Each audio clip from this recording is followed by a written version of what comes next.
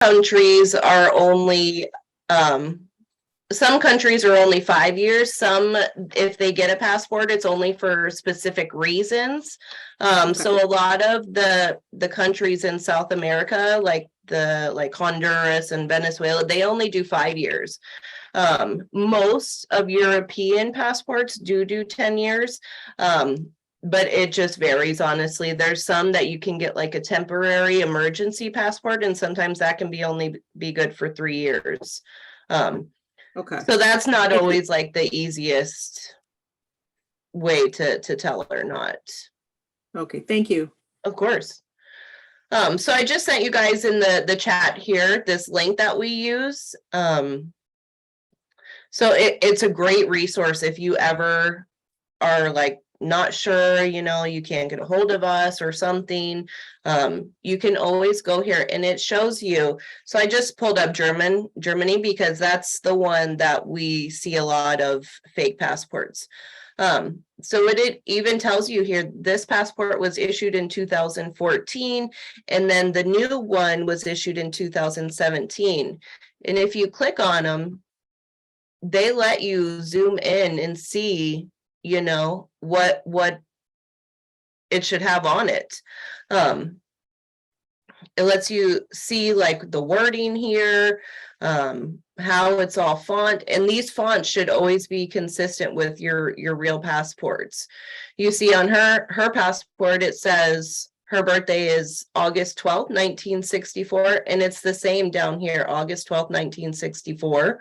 Her date of expire was February 28, 2027. So all this should always be consistent. There's also, they give you like watermarks. So it'll tell you, like, if you look at it through like watermarks, this is just like an outstanding resource. So I highly recommend, if you guys ever have questions, to look into this too. It tells you what all this says, how the lettering should be. If you hold it under a black light, like this is what it's going to look like. There should be, these are like all the holograms here that you don't see with your naked eye. It's just an amazing resource that we use all the time. And when we're stumped, like the one that I told the guy yesterday, I couldn't confirm what it was.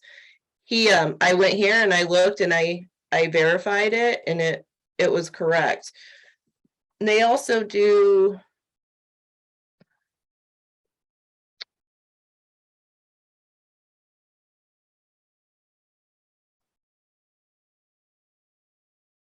I thought they had driver's license on here as well. Oh, they do here. So this is like a German driver's license or ID card. So they have so many great resources, because not everybody has a passport. So a lot of times the sellers be like, I don't have a passport, but I'll send you my driver's license or whatever.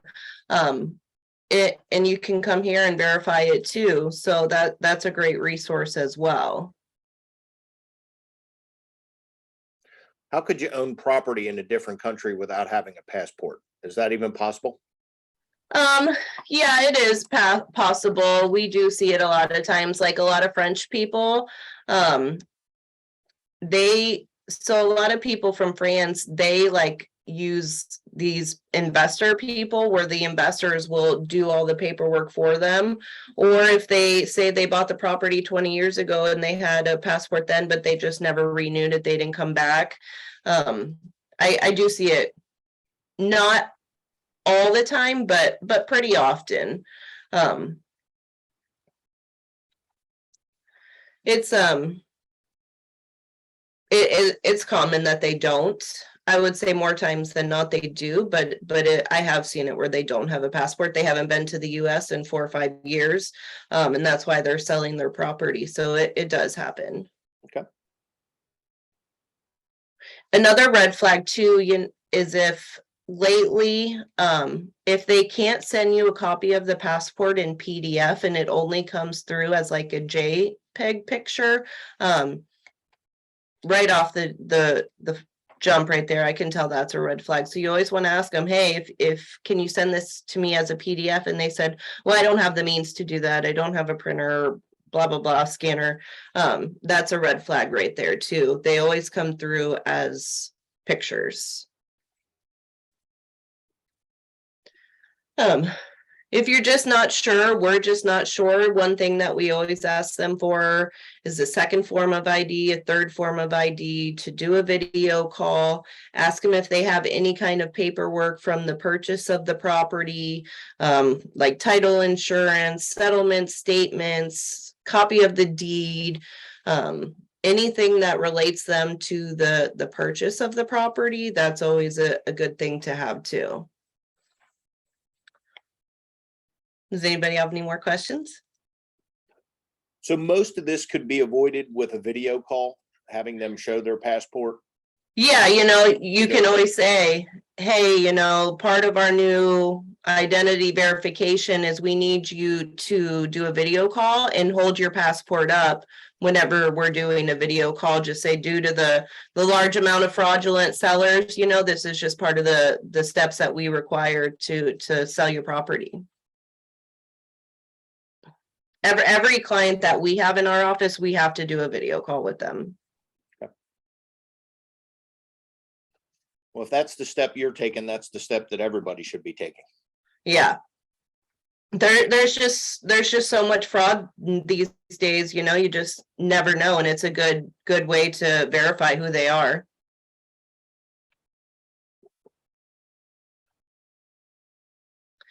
Yeah, I'm not sure what else I can show you. I would love to answer some questions though. I see somebody sent something in the chat. If someone holds up a copy of a passport Mm-hmm. on a video call, it's safe to assume that that is a legitimate passport? Yeah, a lot of these people who have fake passports, they don't have like a physical passport. It's always just in a picture. And I've even seen it where they send a picture of like their hands, like you can see their fingers like holding it down, but then I've seen that same exact background just with a different name on the passport. So I think they're just paying for like a picture of it, not an actual passport. Gotcha. I've never had anybody tell me when I'm like, hey, I need to do a video call with you to confirm your identity. I've never had anyone actually do it who was a fake person. Okay, excellent. Thank you. Yeah. Yeah, so I see Sarah said you can pull a copy of the deed, which is true, but I don't think they know how to do that. I mean, it's possible they do, but I just don't think they look into it very much. Yeah, closing statement or title insurance, settle, yeah, anything is really good to ask for. How many fraudulent passports are you seeing on a daily, weekly, or monthly basis? I say I see at least 4 or 5 every single day. 5 a day. Wow. Yeah. From all over. Realtors, title companies, underwriters, everybody is getting them. Brokers, mortgage companies. The guy that I couldn't verify for yesterday, that turned out he called the embassy, that was actually for a person. He was a title insurance guy, but the lady was purchasing a property, so she was signing mortgage paper to purchase the property to take out a loan. So I mean, it's just all over the place, everywhere. Crazy.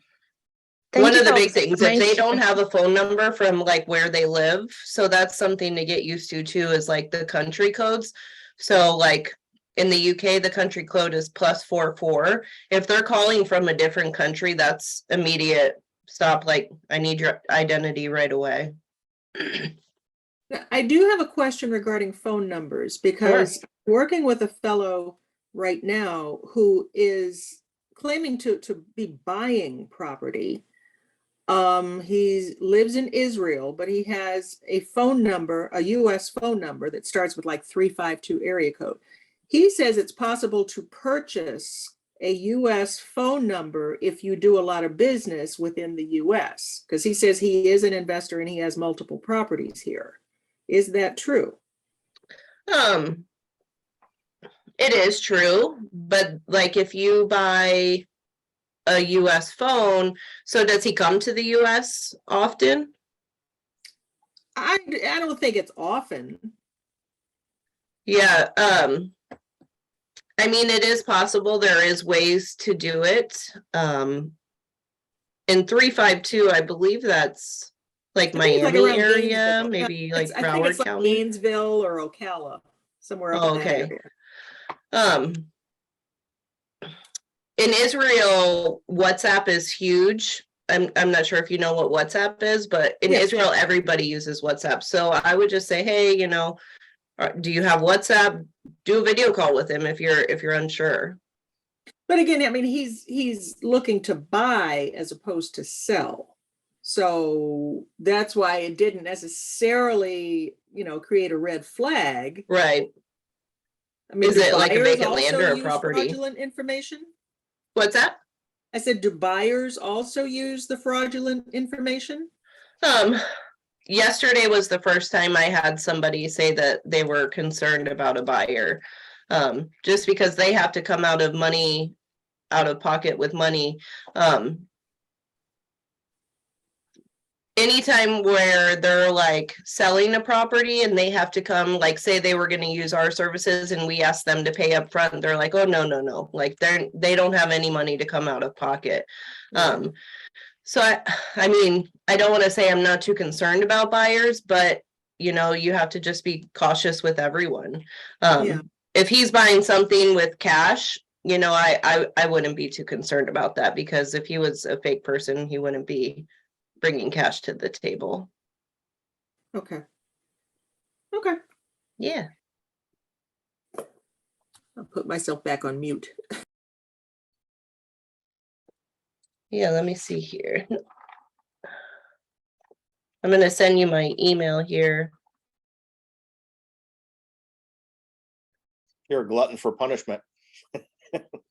Yeah. I mean, it's turned into almost like a part-time job verifying documents.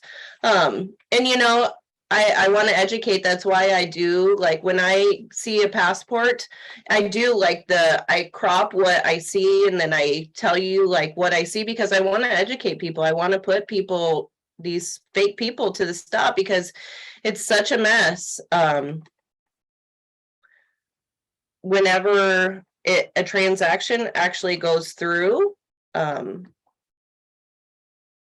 it's so hard to get everything back in order, because the buyer's out of money, they have to be reimbursed, the title company is out of money, and then the real seller's out of a real property. So it's such a mess. We've seen it where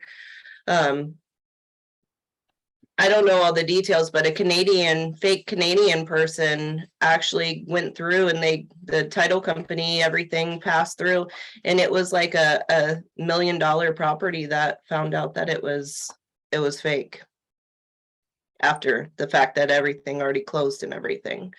So it's just a mess. There's so many fake people, and we try to do everything we can to stop them.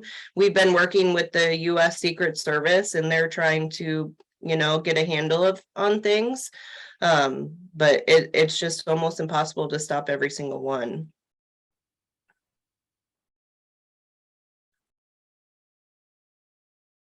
Yeah, Sarah said the agents have to give commission back too. Yeah, we've had to like refund our fees too for actual properties that were sold that were not the real people.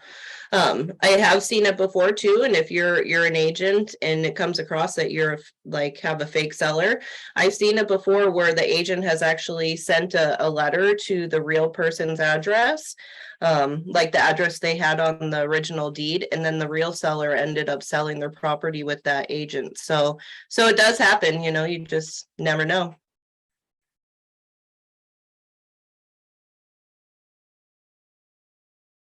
Does anybody have any other questions?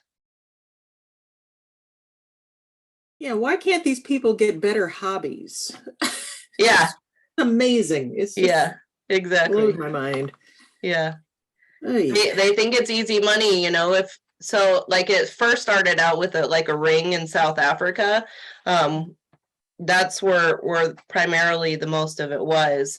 And I think they saw their friends did it, or maybe a family member did it. So they're like, I'm gonna do it too. We've even had I don't know if they had somebody working in the US Embassy in South Africa, or they stole like a notary stamp from there.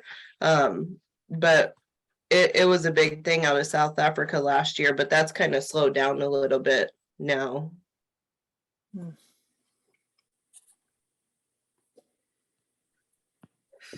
Well, nobody has any other questions. I don't think I have anything else I can show you.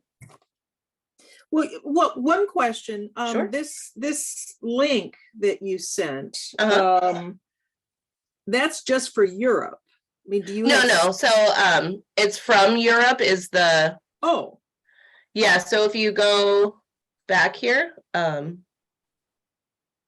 so this is Europe here, and then there's every country in the world. oh, okay. Sorry Yeah. about that. Didn't scroll No, that's down. okay. Europe's just the country, like the area that issued this Got it. thing. Okay. Okay. Yeah, there's all kinds of stuff here. It's a great resource. Wow. Okay. I use it every day, multiple times a day. Wow. Yeah, so we definitely want to put a stop to these fake people. Vacant lands, and they're in one country but have an address of another country. They won't speak to you on the phone. They won't do a video call with you. You know, everybody can do a video call now. Everybody has FaceTime or WhatsApp or Skype. Zoom, there's always a way to see somebody face to face now. And if they won't do it, red flag immediately. Okay. Oy. Yeah. Perfect. Dennis, do you have anything else, or Joe? I'm good, Samantha. Thank you very much. Perfect. Yeah, if anybody has any questions, reach out to me. My email's there, my phone number, my cell phone, my office. Reach out to me anytime, and I am happy to review any documents you guys have. Thank you so much. This is really helpful. All right, perfect. Well, I'm gonna take off then, and if you guys have any questions, just reach out to me. Thanks. All righty. Thank you. Y'all have a great day. Bye-bye. Thanks, everyone, for attending. Thank you, Thanks, Dennis. Bye-bye. Bye-bye.